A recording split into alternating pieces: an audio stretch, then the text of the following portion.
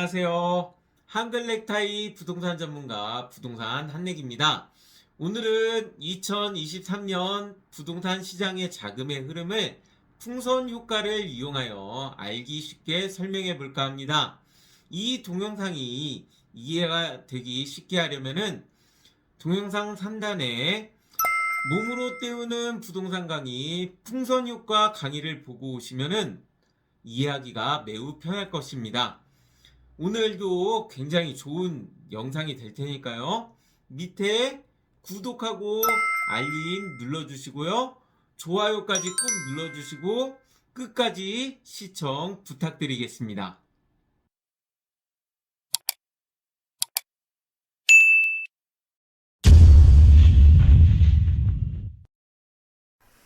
2023년 초창기 부동산 시장의 상황은 그래도 안정화를 하려고 노력하고 있는 그런 모습도 있었다라고 말씀드리겠습니다. 그 당시 대우건설의 경우 약 400억 원을 포기하면서 400억 원을 손절했어요.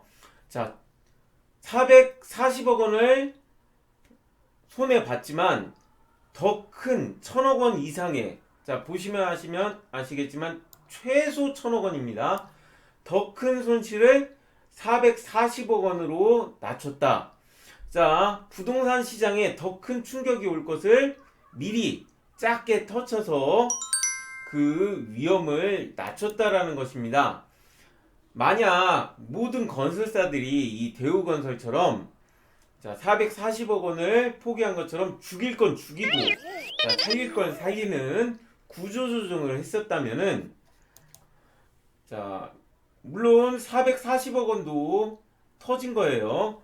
그렇지만 전체 부동산 시장이 한꺼번에 터진 게 아니고 일부 터진 것이 이제 시장 밖으로 빠져나가는 그런 모습이 돼서 이제 부동산 시장이 이렇게 쪼그라들었잖아요. 쪼그라들었지만 터질 걱정이 없는 그런 상황으로 갈 수가 있었습니다. 대우건설처럼 이제 구조조정을 하는 그런 기조가 자리 잡았으면 좋았을 텐데 440억 원이 터진 이면에는 김진태 지사의 디폴트 선언, 레고랜드 PF 사태로 터진 높아진 금리로 인해서 이미 시장 이곳저곳에 거품이 터지는 곳이 다수 있었고 둔촌 주공 분양이 휘청이면서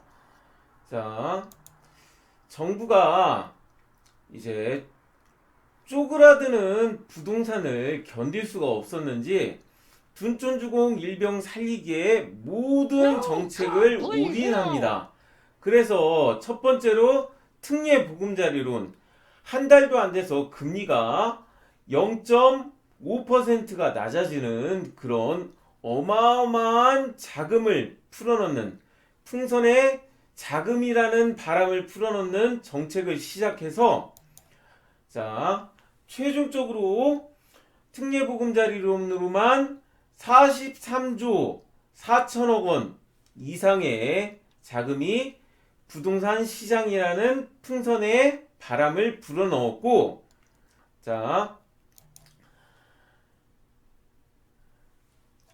2023년 초부터 은행의 돈잔치, 대통령께서 직접 직격탄을 날리면서 이자 정산한다고 막 이렇게 은행 압박하고 하는 그런 방법으로 기준금리나 미국 등 세계 은행 금리는 올라가고 있는데 시중은행의 금리는 떨어지게 만드는 빚내서 집 사라라는 정책을 은행에 압박하는 관치금융의 기조를 2024년 상반기 지금까지 이어져 오고 있고요.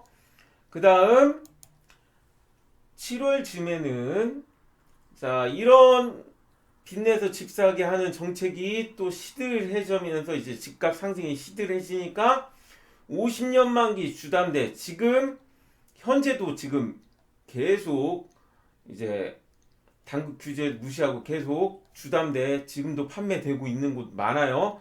그러다 보니까 가계빚이 1900조에 육박하게 되는, 그래서 부동산 시장이 쪼그라들면서 안정화하려다가 자 오히려 다시 팽팽하게 부풀어 오르는 모습이 되는, 언제 터질지 모르는 그런 긴장감을 가진 시장으로 되돌아왔습니다.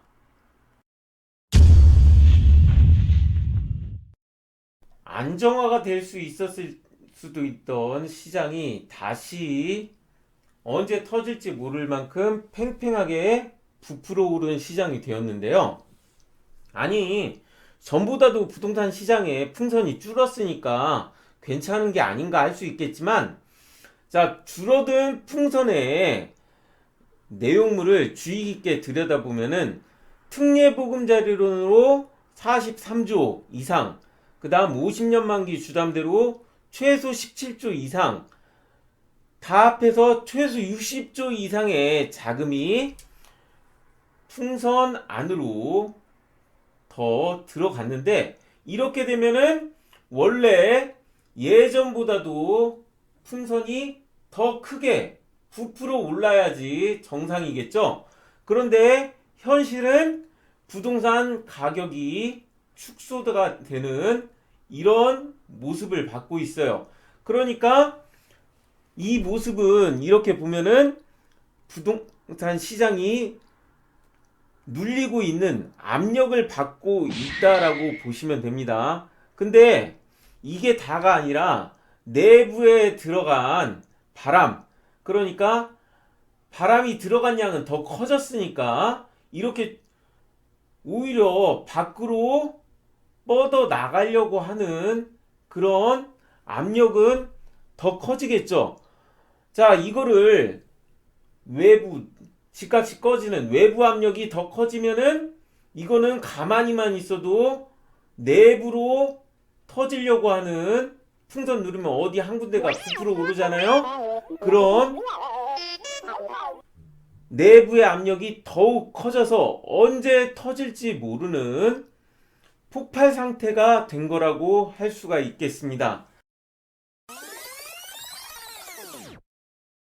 2023년 상반기 비록 부동산 시장 안에 터지는 부분이 나오고는 있었지만 올바른 절차를 거쳐서 빠져나가는 그런 모습을 보였기 때문에, 자, 시장이 비록 이제 쪼그라들지언정 터지지 않는, 자, 전체적으로 터질 걱정이 없는 안정화를 이루어질 수가 있었는데요. 근데 이게 따지고 보면은 부동산 가격이 하락한 게 결국에는 부동산 신용의 붕괴로 이어지는 이런 악순환이 이루어질 수 있는 그런 모습이 나타났습니다. 그렇지만 부동산 시장 자체가 붕괴하지 않는 이상은 구조 조정을 하다 보면 언젠가 이 악순환이 끊어져서 다시 일어날 수가 있었는데요. 정부가 이 상황을 견디지 못하고 둔촌주공 일병 살리기를 해야 하니까 빚을 이 시장에 더 불어 넣는 그런 모습을 보이다 보니까 다시 이 시장이 팽팽해졌고, 이 팽팽해진 시장 안을 자세히 들여다보면은 팽팽해졌다고는 하지만 2022년 하반기부터 건설사들은 높은 이자를 물어야 하는 상황이었고, 특례보금자리론과 50년 만기 주담대로 60조 이상의 빚의 비중이 어마어마하게 지금도 늘고 있고요. 이제 국가에서는 은행에다가 상생금융이라는 압박에 관치금융으로 빚내서 집사라는 시장의 조장을 아직도 하고 있습니다. 자, 이 얘기는 지금 이 부동산 시장에 빚의 비중이 한계까지 터진 그런 시장이기 때문에 자, 언제라도 이렇게 터질 수 있는 자, 빚으로 한계까지 커진 풍선은 버블이다. 현재 부동산 시장은 버블 상황이다. 그렇게 말씀드리겠습니다.